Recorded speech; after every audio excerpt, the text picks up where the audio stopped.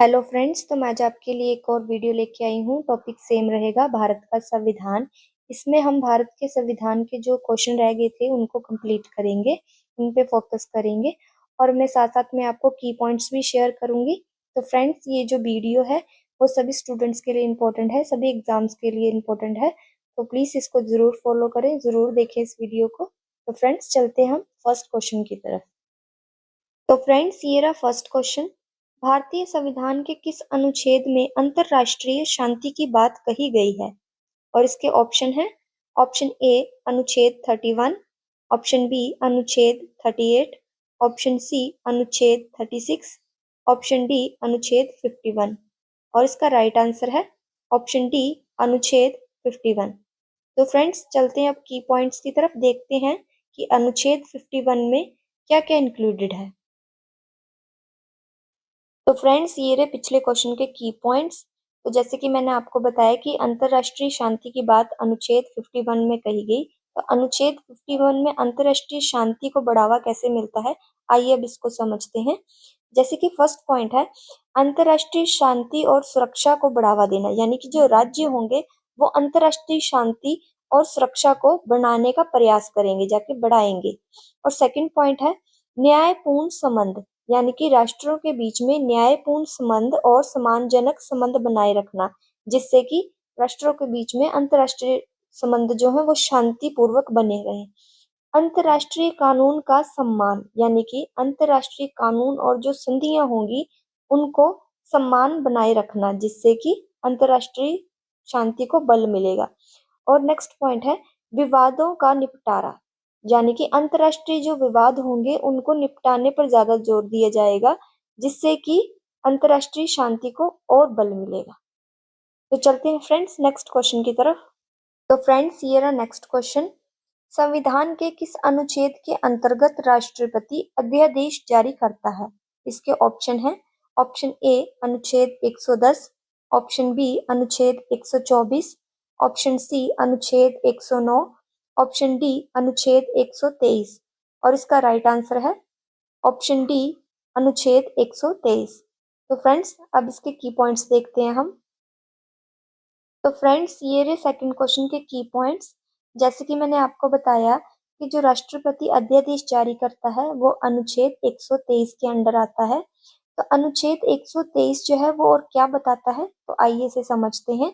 जैसे कि अध्यादेश कब जारी किया जाता है, जो अध्यादेश है वो तब जारी किया जाता है जब लोकसभा और राज्यसभा दोनों के सत्र ना चल रहे हो और तत्काल कानून बनाने की आवश्यकता हो, तब राष्ट्रपति अध्यादेश जारी करता है।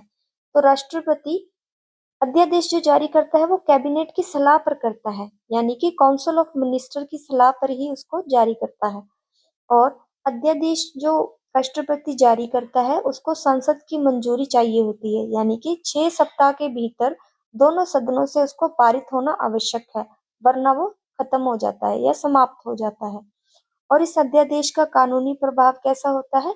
इस अध्यादेश का कानूनी प्रभाव संसद द्वारा बनाए गए किसी भी कानून के समान ही होता है। तो फ्रेंड्स, अब हम चलते हैं नेक्स्ट क्वेश्चन की तरफ। तो फ्रेंड्स, ये रहा नेक्स्ट क्वेश्चन। भारतीय संघ में किसी राज्य को सम्मिलित करने का अधिकार किसे है? इसके ऑप्शन है। ऑप्शन ए राष्ट्रपति, ऑप्शन बी संसद, ऑप्शन सी प्रधानमंत्री, ऑप्शन डी लोकसभा अध्यक्ष। और इसका राइट आंसर है ऑप्शन बी संसद। तो फ्रेंड्स, अब इसके की पॉइंट्स देख लेते हैं। तो फ्रेंड्स, ये रहे थर्ड क्वेश्चन के की पॉइंट्स। तो जैसे कि मैंने आपको बताया कि भारतीय संघ में किसी राज्य को सम्मिलित करने का अधिकार जो है वो संसद के पास है। तो ये आता है हमारे आर्टिकल 2 यानी कि अनुच्छेद 2 के अंदर, जिसमें क्या कहा गया है कि नए राज्य को भारतीय संघ में सम्मिलित किया जा सकता है या किसी नए राज्य की स्थापना भी की जा सकती है। तो ये अधिकार अनुच्छेद 2 ने भारतीय संसद को दिया है। तो चलते हैं अब नेक्स्ट क्वेश्चन की तरफ। तो फ्रेंड्स, ये रहा नेक्स्ट क्वेश्चन। वर्ष 1953 में गठित राज्य पुनर्गठन आयोग के अध्यक्ष कौन थे? इसके ऑप्शन है। ऑप्शन ए न्यायमूर्ति Fazal Ali, option B Vallabh bhai Patel, option C B R Ambedkar, option D K M Munshi. और इसका राइट आंसर है ऑप्शन ए न्यायमूर्ति फजल अली। तो चलते हैं फ्रेंड्स, इनके की पॉइंट्स देख लेते हैं। तो फ्रेंड्स, ये रहे फोर्थ क्वेश्चन के की पॉइंट्स। जैसे कि मैंने आपको बताया कि राज्य पुनर्गठन आयोग के जो अध्यक्ष थे वो न्यायमूर्ति फजल अली थे। तो उन्होंने क्या किया था कि उन्होंने अपनी रिपोर्ट 1955 में सौंपी थी, जिसमें क्या कहा गया था कि भारत के राज्यों का पुनर्गठन करना भाषाई आधार पर। और इसमें क्या था, भाषा के आधार पर जब उनका राज्यों का पुनर्गठन हुआ तो राज्यों और केंद्र शासित प्रदेशों की सीमाओं में बहुत बड़ा बदलाव आया। और ये जो आयोग था जिसके अध्यक्ष थे न्यायमूर्ति फजल अली, उनके और मेंबर्स भी थे, जैसे कि एच.एन. कुंजरू और के.एम. पनिकर। तो फ्रेंड्स, चलते हैं अब नेक्स्ट क्वेश्चन की तरफ। तो फ्रेंड्स, ये रहा नेक्स्ट क्वेश्चन। सर्वोच्च न्यायालय के अनुसार निजता के अधिकार को संविधान के किस अनुच्छेद के तहत परिभाषित किया गया है? इसके ऑप्शन है, ऑप्शन ए अनुच्छेद 19, ऑप्शन बी अनुच्छेद 21A, ऑप्शन सी अनुच्छेद 21, ऑप्शन डी अनुच्छेद 19A। और इसका राइट आंसर जो है वो है ऑप्शन सी अनुच्छेद 21। तो चलते हैं अब इसके की पॉइंट्स देख लेते हैं हम। तो फ्रेंड्स, ये रहे फिफ्थ क्वेश्चन के की पॉइंट्स। जैसे कि मैंने आपको बताया कि निजता के अधिकार को संविधान के अनुच्छेद 21 के अंडर रखा गया है। तो अनुच्छेद 21 यानी कि आर्टिकल 21 और क्या कहता है कि हर व्यक्ति को जीने का अधिकार है, यानी कि राइट टू लाइफ, और व्यक्तिगत स्वतंत्रता का अधिकार है, यानी कि पर्सनल लिबर्टी, और इसी के अंडर आता है राइट टू प्राइवेसी, यानी कि निजता का अधिकार है। सरकार बिना किसी कानूनी प्रक्रिया के ये अधिकार नहीं छीन सकती, और भारतीय संविधान का ये सबसे बड़ा व्यापक अनुच्छेद माना जाता है, यानी कि अनुच्छेद 21 जो है वो ब्रॉडेस्ट अनुच्छेद माना जाता है। फ्रेंड्स, अब चलते हैं नेक्स्ट क्वेश्चन की तरफ। तो फ्रेंड्स, ये रहा नेक्स्ट क्वेश्चन। भाषाई आधार पर गठित भारत का प्रथम राज्य था। इसके ऑप्शन है, option A Haryana, option B Tamil Nadu, option C Kerala, option D Andhra Pradesh. और इसका राइट आंसर है ऑप्शन डी आंध्र प्रदेश। तो फ्रेंड्स, देखते हैं अब इसके की पॉइंट्स को। तो फ्रेंड्स, ये रहे सिक्स क्वेश्चन के की पॉइंट्स।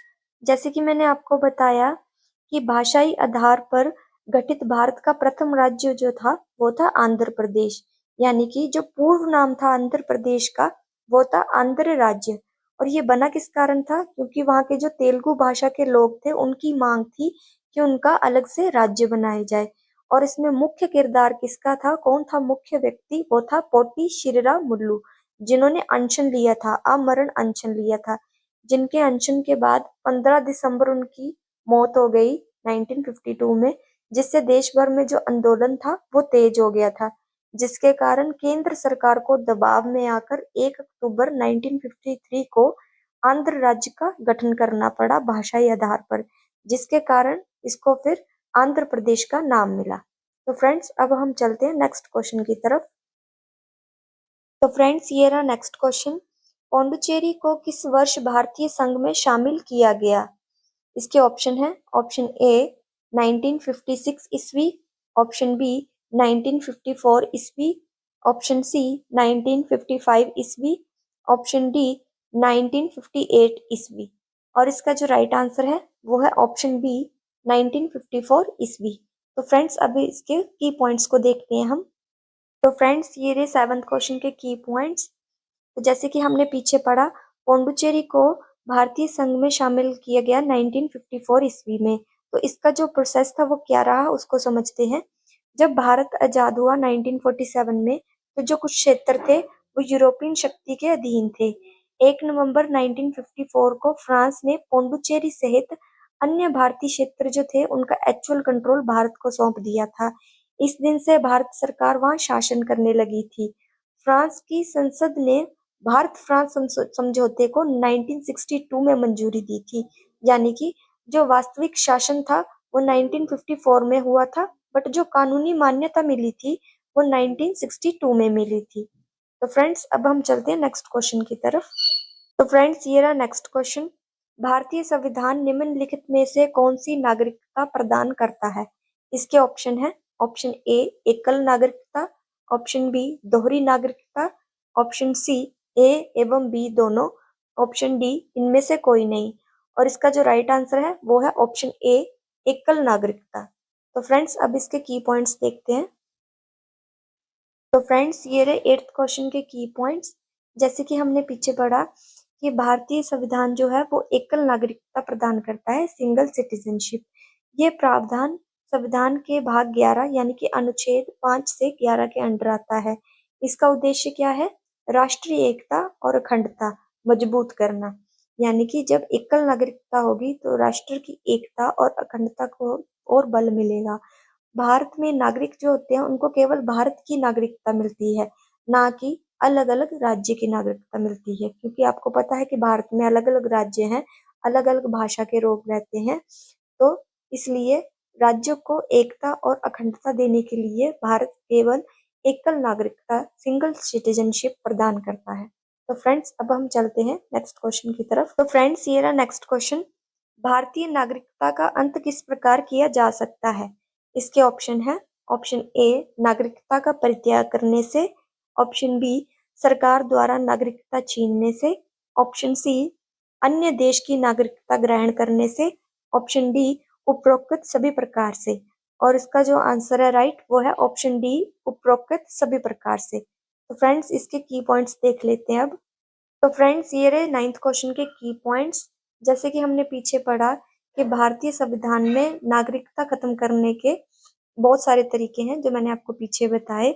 तो भारतीय नागरिकता का अंत करना भारतीय संविधान के अनुच्छेद 9 से 11 के अंडर आता है, या फिर नागरिकता अधिनियम जो 1955 है उसके अनुसार किया जा सकता है।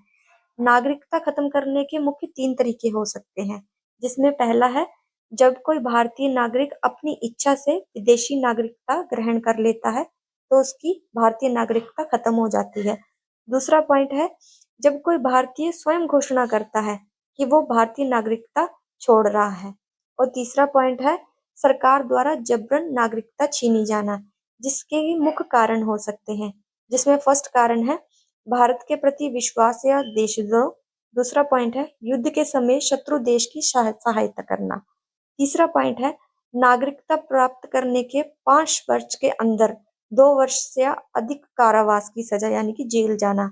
और नेक्स्ट पॉइंट है 7 वर्षों तक भारत से बाहर रहना। इससे क्या होता है, सरकार खुद ही उसकी नागरिकता छीन लेती है। तो फ्रेंड्स अब हम चलते हैं नेक्स्ट क्वेश्चन की तरफ। तो फ्रेंड्स ये रहा नेक्स्ट क्वेश्चन। वर्तमान में भारत में राज्य एवं केंद्र शासित प्रदेशों की संख्या क्रमश कितनी है? और इसके ऑप्शन है। ऑप्शन ए 25 एवं 7। ऑप्शन बी 27 एवं 8। ऑप्शन सी 29 एवं 7। ऑप्शन डी 28 एवं 8। और इसका जो राइट आंसर है वो है ऑप्शन डी 28 एवं 8। तो अब इसके की पॉइंट्स देख लेते हैं। तो फ्रेंड्स ये रहे 10th क्वेश्चन के की पॉइंट्स। तो जैसे कि हमने पीछे पढ़ा कि जो राज्य और केंद्र शासित प्रदेशों की जो संख्या है वो 28 और 8 है। तो ये ऐसे इसमें बहुत सारे बदलाव हुए हैं, आइए उनको समझते हैं। जब पहले भारत में 29 राज्य और 7 केंद्र शासित प्रदेश थे। जब वर्ष 2019 में बड़ा बदलाव हुआ, जम्मू कश्मीर राज्य को समाप्त कर दिया गया और उसे 2 केंद्र शासित प्रदेशों में बांट दिया गया, जिससे कि राज्यों की संख्या 29 से 28 हो गई और केंद्र शासित प्रदेशों की संख्या 7 से 9 हो गई। फिर वर्ष 2020 में एक और बदलाव हुआ, जिसमें दादरा और नगर हवेली और दमन और द्वीप को मिलाकर एक ही केंद्र शासित प्रदेश बना दिया गया, जिससे कि केंद्र शासित प्रदेशों की संख्या 9 से 8 हो गई और राज्यों की संख्या 28 ही रही। इसलिए राज्य और केंद्र शासित प्रदेशों की संख्या 28 एवं 8 है। आई होप फ्रेंड्स आपको मेरी वीडियो अच्छी लगी हो। प्लीज़ मेरी वीडियो को लाइक, शेयर और सब्सक्राइब जरूर करें। Thank you friends.